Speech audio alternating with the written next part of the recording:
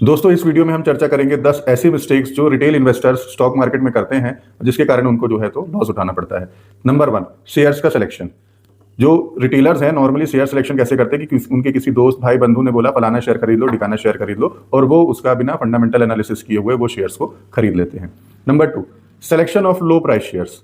उसमें भी जो रिटेलर्स है वो ये कोशिश करते हैं कि हमको सस्ता शेयर मिल जाए। अगर रिलायंस 1800 का है तो वो नहीं लेंगे, कोई 18 रुपए वाला शेयर लेंगे जो कि सस्ता है। Number 3, single purchase.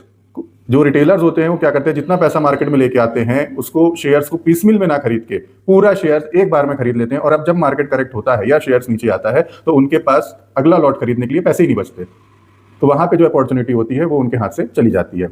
Number 4, over diversification. मैंने कई ऐसे पोर्टफोलियो देखे हैं कि जहां पे इन्वेस्टर्स ने 2 लाख 3 लाख रुपए लगाए हैं, लेकिन उनके पोर्टफोलियो में जो है 25 शेयर 30 शेयर हैं, और किसी भी आप अगर शेयर्स की बात करें तो वो एक सही तरीके से अप्रोप्रिएट डिस्ट्रीब्यूशन नहीं है। कोई 2-2 5-5 हज़ार के आपके 30-35 शेयर खरीद के रखें तो उसमें आपका जो प्रॉफिट है वो भी जनरेट नहीं हो पाता।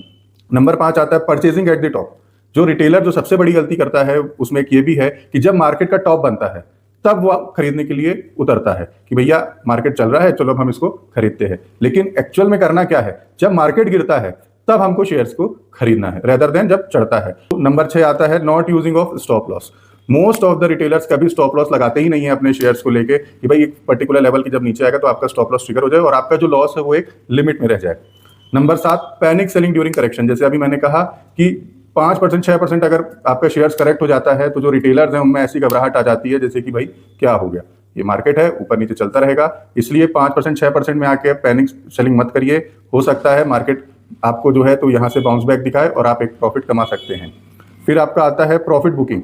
जो रिटेलर्स हैं वो हमेशा सोचते हैं कि 50% मेरे को मिल जाए, 60% मिल जाए, 30% मिल जाए, लेकिन जो स्टॉक मार्केट में जो स्ट्रेटेजी चलती है वो ये चलती है कि आपको छोटे छोटे भी अगर मुनाफे मिल रहे हैं 5% 8% के 2-3 महीने में, 2 महीने में, 3 महीने में, तो आप प्रॉफिट बुक करिए और फिर मार्केट की तैयारी करिए या दूसरे शेयर पकड़िए जो कि आपको एक करेक्शन यहाँ से 5 से 8% का 10% का रिटर्न दे सके। फिर आता है पीरियोडिकल रिव्यू। बहुत कम लोग ऐसे होते हैं जो अपना पोर्टफोलियो रिव्यू कराते हैं। ज़्यादातर लोग क्या है कि शेयर्स खरीद लिए और रख के छोड़ भी देते हैं।